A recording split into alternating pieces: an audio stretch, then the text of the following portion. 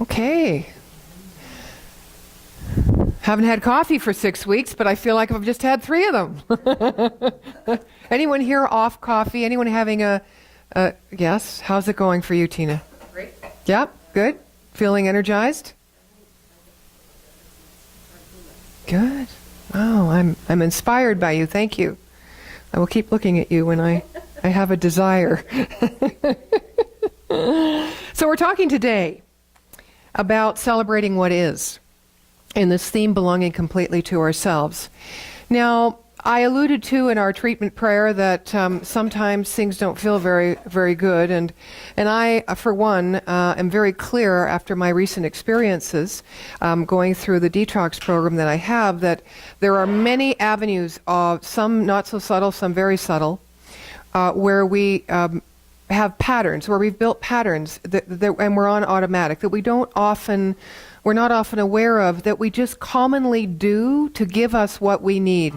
It's either a boost, or it's a new direction, or it's an escape from a thought that doesn't feel very nice, and we just do them. And sure enough, we accomplish in the short term what we set out to do, but somehow they don't go away, or that feeling doesn't go away. It just gets more deeply repressed. David Hawkins, thank you, Sharon, says, if we are willing to let go of our illness. So what is illness? It's a lesser vibration, a lower vibration of energy or thought energy that we hold about who we are, what the world is, and what is possible. If we are willing to let go of this illness, then we have to be willing to let go of the attitude that brought about the illness. Because dis-ease is an expression of one's attitude and habitual way of looking at things. He says the specifics of healing a particular illness consist of, 1, letting go of resisting the sensory experience of it. So that's where coffee or bagels or whatever your pleasure is, comfort food, even eating anything.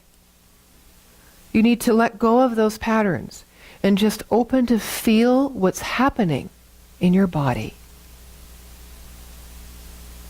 Because we cannot be co-creators of reality with using the potential, the great infinite potential of this infinite mind of God. We can't be connected to that and use it if we're not connected within ourselves. So the work is here first. We have to be integrated, mind, body, emotions, spirit. So he says the first one is letting go of resisting the sensory experience of it. Number 2, no longer putting names or labels on it. Well, there's another way we divert it or minimize it or distract ourselves from it or categorize it or divide ourselves between good and bad. This is life-supporting. This isn't life-supporting. Well, the truth is everything is life-supporting because everything is life. And God is everything, or intelligence, and this potential, this high vibration of creation is running through everything all the time. Even when we're depressed or hiding in our sheets, or even when we're out having a couple of cocktails, it's always happening. It's there. What are we willing to receive? What are we willing to open to? Well, that usually boils down to, what do we believe we deserve? Or who do we believe we truly are? Are we one with this intelligence? Or are we some lesser thing that somehow a mutant, that kind of escaped somehow? God, that the little magnet on the fridge makes no mistakes, right? Makes no mistakes. Number 3, using no words at all is another way. Another way to let go of the attitude. Don't even talk about it. Not in your own mind chatter and not to anybody else. Just be with it. That's what we're trying to do with this Grief Cafe. Be with it. Because everything that rises within us is for our good. What does our good mean?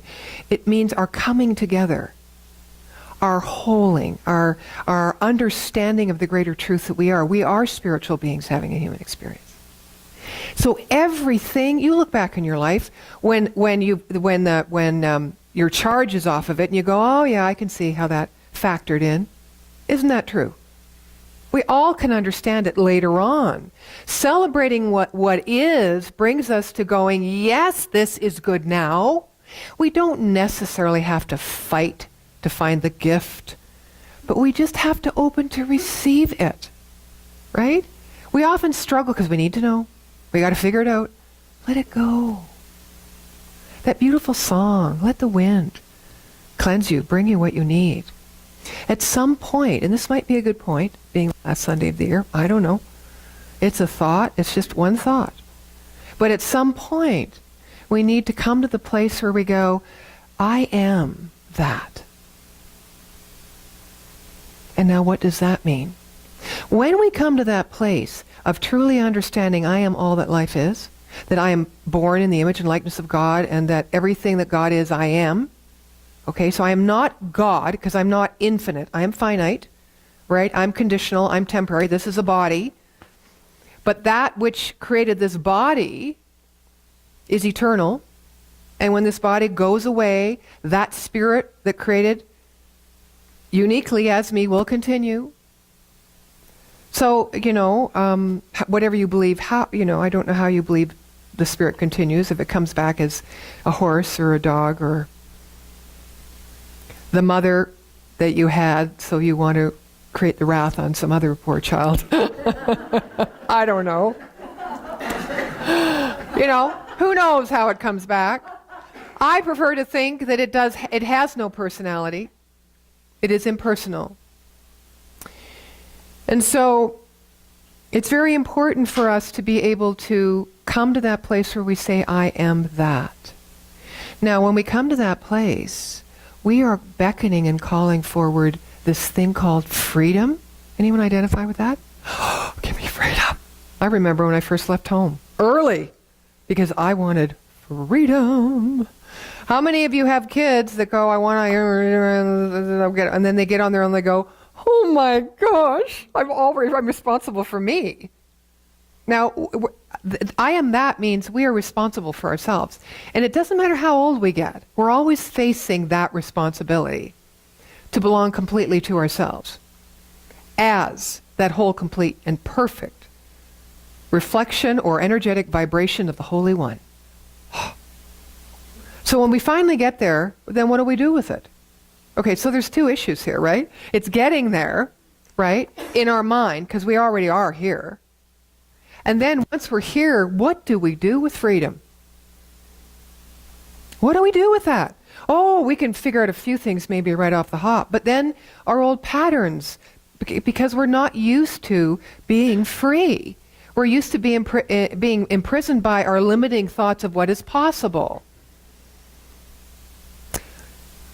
I'm going to share a little story about a fellow named Nasruddin. He took a job as a watchman. His master called him and asked whether it was raining. His master said, I have to go see the Sultan, and the dye on my favorite cloak is not fast, and if it's raining, it'll be ruined.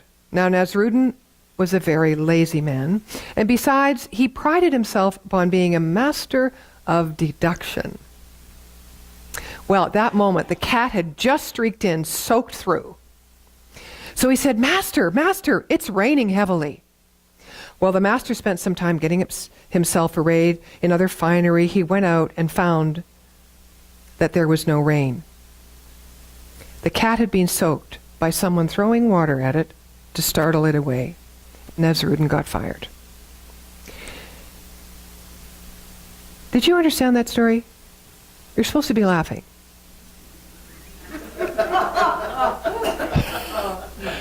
Okay, maybe I didn't say it correctly. So he went out. He spent all this time getting ready because he thought it was raining. But it wasn't raining. So he came in and fired Nasruddin because Nasruddin made an assumption. Because he used the deductive brain. Based on what? Yes. Exactly. Observation. And where does observation come from? Inner perception. And where does inner perception come from? What has gone before? So to be free, all of that has to go over here. That's part of what David Hawkins was saying. If you're willing to let go of the illness, you have to let go of all that has gone before. But we often can't do that. We tend to focus on the condition of the illness, meaning that which is not working, or that which we want to let go of. How many try to let go of something by focusing on that thing they want to let go of? Insanity. I'm telling you, it's insanity. So what we have to focus on is what? What freedom looks like. What freedom looks like. Take a moment. Just take a moment and close your eyes if you would. And just take a deep breath. And I ask you this question. For you and you alone, what does freedom look like for me right now?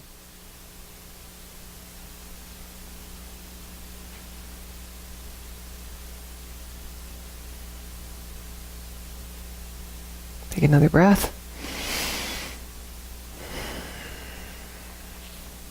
Anything come up? Anyone want to share it?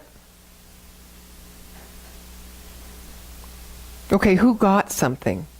Put your hand up. Okay. Okay. That's okay. But did you see the percentage? It's tough, isn't it? So all of us are fine right now. We're sitting here, we're fine, we're safe, we're good. We're fairly enjoying ourselves. We have nothing on our mind that's kind of taking us away, hopefully, from just celebrating this moment, because we know it'll be waiting for us when we go out the door. We've given ourselves this moment. And I drop in a question, what does freedom look like? So can you imagine how often are you in this kind of environment? And when things can't come through in this kind of an environment, what's it like out there? Yeah, spiritual practice. We have to work with our mind. Our mind will work with us. It's an elastic. It'll do whatever we want. But we have to come from our deeper knowing, not our assumptions, our perceptions. You know, a lot of the churches today, of course, are changing their tune a bit. Some of them, the structures are so beautiful. And I remember when we've been looking for different homes, we were in, do you remember some of you that went with me up on Center Street? Do you remember that? And we've never actually been in a church. This Joy of Life Center, we've been in community place halls and such. We've kind of been on the edge. Because I really felt that there was a greater gift than what church could bring, fundamentally speaking. But the buildings I love. I went into one of those buildings and I could feel the worship and the prayer and the choirs and the joy and the celebration. I just started crying. And I thought it was because maybe this is where we should be in a church. But I knew it wasn't where we should be. You know, and we get like that, don't we? We get kind of divided deeply about issues in our life that are so sacred to us. And so we have to take responsibility when we're celebrating what is, by celebrating what is, to find the freedom from being divided against ourselves. And for me, the spiritual teaching has been a great guide, because it has been that clear channel for me to go, I know that I am that. Now, I've been doing this 18 years. I'm still coming back to, Nadene, you are that. You are that. You don't have to do anything. You don't have to change anything. Oh. And that's celebrating what is a way to let go of illness. And what do these churches do now? A lot of them do a lot of sacred community outreach activities, and they do a lot of ritual.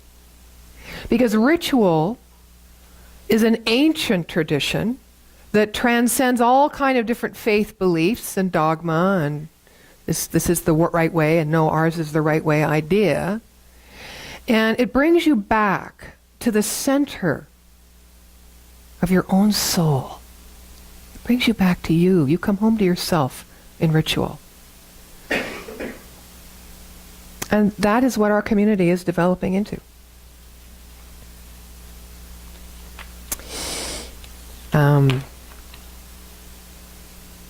another story to share with you. I want to talk a little bit more about freedom in a minute, but here's a story about a teacher and his student. This is another reason we hold on to illness and we can't say, I am that. To me, it illustrates that. A teacher and his student were walking from one village to another when they suddenly heard a roar behind them. Turning their gaze in the direction of the roar, they saw a big tiger following them.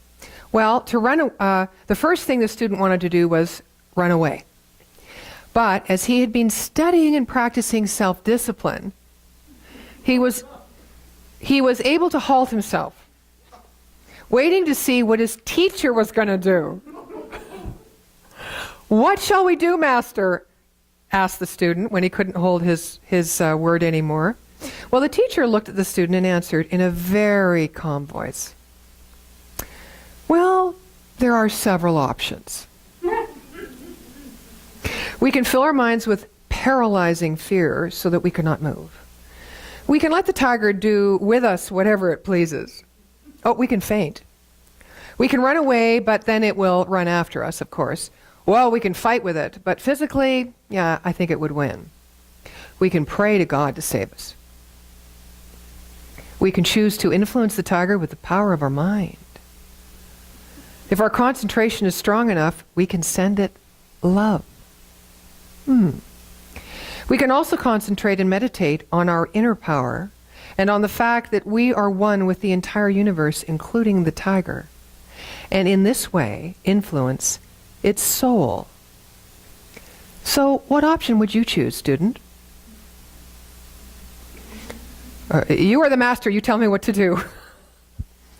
"We haven't much time," the student said. Well, the master turned his gaze fearlessly towards the tiger. He emptied his mind from all thoughts and entered samadhi, kind of a trance. In his consciousness, he embraced everything in the universe, including the tiger. In his deep meditation, the consciousness of the teacher became one with the consciousness of the tiger. Meanwhile, the students started to shiver with fear as the tiger was already very close, ready to make the leap at them.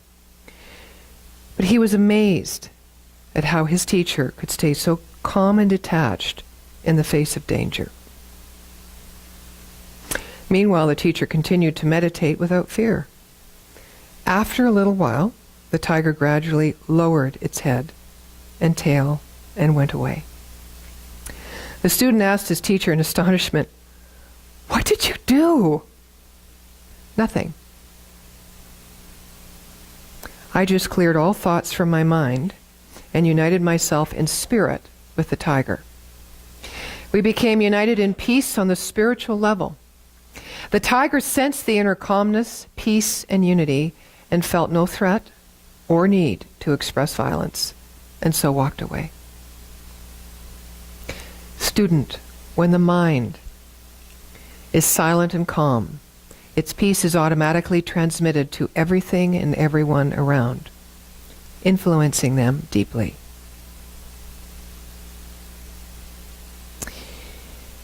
Spiritual practice, I am that. Do nothing, open, and celebrate what is. Because it is enough, because you are enough, because God is enough. It's all infinite. Our potential, uniquely as an individualized expression of the Holy One, is infinite.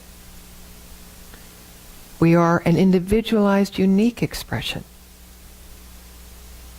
We are not the full expression, but within us is the same DNA, the same intelligence, the same potential to birth anything that we can stayed in stillness, in calmness, in gratitude. And I add the new one today, in celebration.